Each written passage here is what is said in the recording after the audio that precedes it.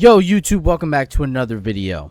As you can tell by the title, today we're going to be discussing Arc Raiders versus the new extraction shooter releasing by Bungie.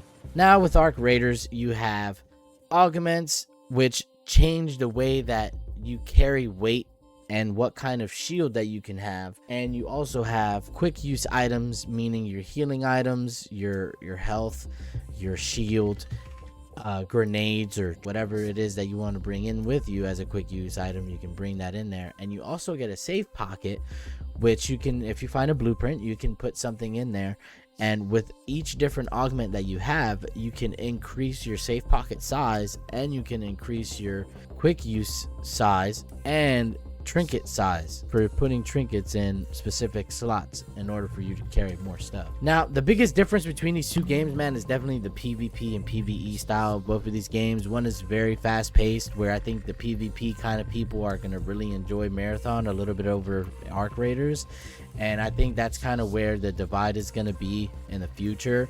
Marathon is providing something that is really an extraction shooter in terms of how it plays, where Arc Raiders is not so much big on PvP, but it is in the game and people do play in that kind of way. But there's been a lot of complaining that people don't like the PvP, and those are the PvE players, and that's completely fine. That's your playstyle, that's how you want to play. But the devs in Marathon also stated the same thing can happen. So you can call out to other solos, but you know, you are playing a tense alliance game where it's really up to them whether or not they decide to honor or respect that alliance you might have created. You guys can use proximity chat to talk amongst other runners and see if you guys want to team up together and kind of get out and be safe, where that is going to be a playstyle. But people just need to actually dive into what the extraction shooter is. It's the risk and reward system that is true to that genre, and I really think Marathon's got something sweet coming. And with it being a AAA title, I feel like if they steer clear and away from what Arc Raiders is doing and run in their own way, they can really give us another gem here, aside from every other extraction shooter that's come out recently. When you have Arc Raiders, you know, it's very cut, clean, and simple for the casual players, whereas Marathon is way more advanced with how many runners and perks and build crafting options that you can have with Marathon. There's a really big difference between the two. And like I stated, there's 7 runners, and these runners have abilities and passive traits and cores that you can equip to kind of change the way that you play.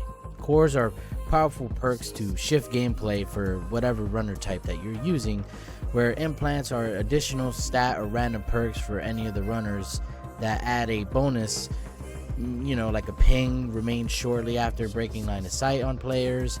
And there's also weapon mods and factions, which is something probably like different traders like in Arc Raiders.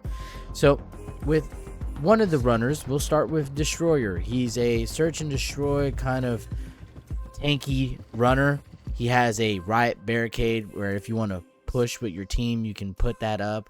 He also comes with an airborne thruster that can push you in different directions while you're moving, and he also has a tactical sprint, which is a faster sprint. The Destroyer cores are pretty dope. You have heavy ordnance, ankle breaker, bull rush, and impact siphons. These are all different ways that you can change how your runner runs, and obviously there's different tiers of that core. The Assassin, which is a very stealthy playstyle, has an active camo with invisibility, and getting shot obviously reveals you, but moving faster makes you also more visible. So this is very tricky on how you want to play with the Assassin runner. You get a smoke screen, which obviously you can throw down, and you also get a shadow dive where you can air dive to deploy a smoke field with no fall damage. But one of the dopest traits is the Shroud, where any smoke field can make you invisible. So you can literally toss smokes around and become invisible while still running around with your teammates. The Assassin cores are pretty dope too though. You have Breathing Space, Patience, Gorilla, and Shadow Strike, which are all, again, differential for each runner. Another one is Recon. This is more support player-esque, if that's your playstyle, where you have an echo pulse that reveals nearby players or bots. You have a tracker, a spider bot that can find nearby enemies and also explodes, and awareness where a HUD alert is pinged by the runner. The finisher reveals their crew. And Stalker, runners leave footprints if you break their shield, which is pretty dope. So obviously if you crack them, you can see wherever they're running or wherever they're headed at, which I think is really, really dope in my opinion. The Recon cores are hot pursuit, on the trail, cluster payload, early warning system. Vandal is the next runner. Prime overload, which overcharges movement, reducing heat gain, and increases the speed and dexterity of your runner. Also have the tactical equipment Disruptor, which is an arm cannon that fires projectiles, dealing damage and having knockback. And you also get a double jump, but this generates heat, and a supercharged slide, which also generates heat.